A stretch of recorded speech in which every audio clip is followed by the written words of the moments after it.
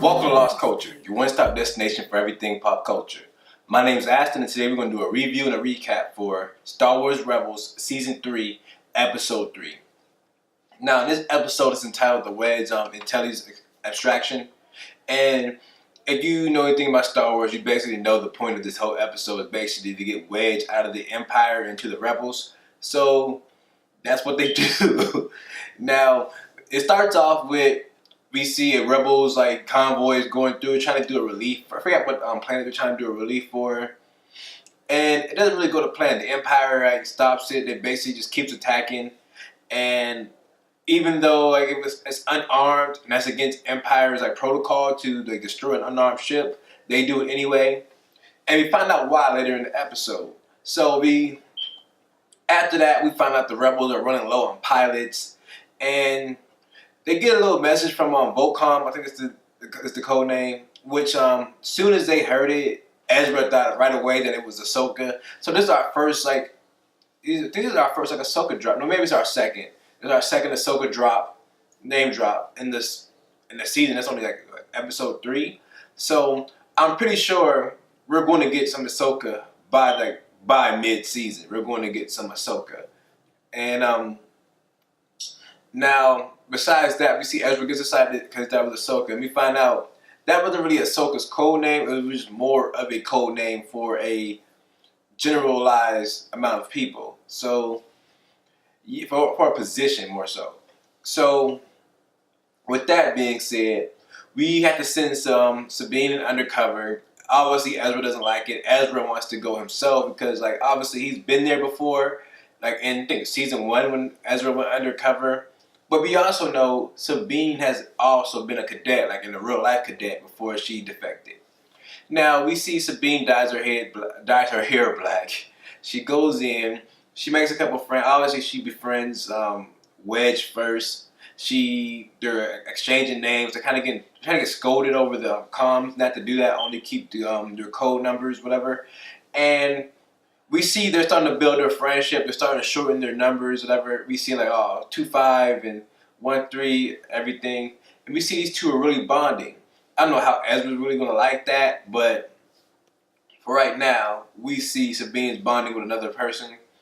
We even see that once they get the information, Sabine, they're told to attack a unarmed convoy. It's also an assimilation.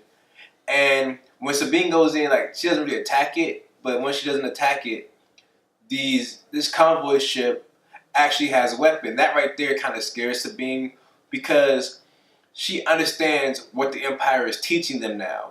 It's not, they're trying to show them all rebel ships are dangerous, they're scum, they're doing these, underhand tactics. So it's guerrilla tactics basically, and she doesn't obviously she knows the truth. She knows this isn't really how it works with the rebels, and we see even when she was commanded to attack the ship, she was having she was telling them we're supposed to go against protocol, whatever, and obviously the instructor didn't like that, so he was already keeping an eye on her. Now, after all that happens, she gets back onto the station. She finds out that it was Wedge doesn't really agree with the command either. Wedge doesn't want to be there. Wedge actually wants to get out. And right there, Sabine basically tells him look, I can get you out. There's a couple more here. You're not alone who want to get out. And they find I think 3 others. And at that moment, we get to see Ezra's up in space. He does not like Sabine being down there by herself. Ezra, we already know Ezra was willing to put himself in danger. He'll rather put himself in danger rather than his friends. So that's what we see. He's so anxious about. He's nervous that Sabine's down there by herself. He's not there to protect her. And we see Kanan is trying to talk to him look, there's nothing we can do, so why are you being anxious? And Ezra tells him because nothing I can do. And if it's kind of like a cycle. He's look, if you know there's nothing you can do, why are you being anxious? Because there's nothing you can do. Just let her do what she's supposed to do. If we trust her, trust her. And I like to see Kanan is still trying to give him that mentorship. We see, what else do we see? We see Sabine is just like, she's her own. Like, I love to see like these Sabine missions. We don't really get to see too many solo Sabine missions. We got one last year, and now we get this done this year. I'm pretty sure we're gonna get a couple more this season because we know Sabine is going to get the Dark Blade. And I love the fact every time we see Sabine, anytime we get a Sabine story, they always mention that something about her being Mandalorian. So obviously we know Mandalorians is going to play a big role in Sabine's story this year. Just her heritage and everything. Because Maul brought it up. Now it's brought up again with the Empire. And the only story we had last year was about her Mandalorian. Yes, that was really it. So with all that being said, we see once Sabine gets everybody together, we see Agent Kallus is actually back. He got information that there's going to be defectors. He's trying to stop that. So we don't know what their actual plan is. We know that they figured if they allow the agents to actually get away, that not get away, but actually attempt to get away, that they'll be able to weed them out and actually get to the rebels. So that's what they do. They allow the rebels to go up. We see once Ezra comes in, or they're doing a training session, once Ezra comes in to pick up Sabine, they break for it. And when they break for it, we see their wings actually fall off. The first time, I didn't even know that could happen on a TIE fighter, but it actually happens. So, yeah. Now, with that being said, we see obviously they actually kill one of them. And Ezra and Kanan has to escape so that they don't lose this transport ship.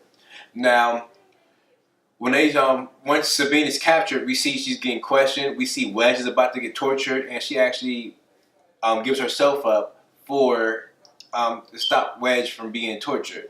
In that moment, Wedge also accidentally gives up her real name, and we find out a little history of Sabine. Not really history, but we just see Sabine comes up. They actually have a record of her. And obviously Sabine escapes on her own. Like it's like a one-on-one fight. Sabine obviously outmatches her her opponent.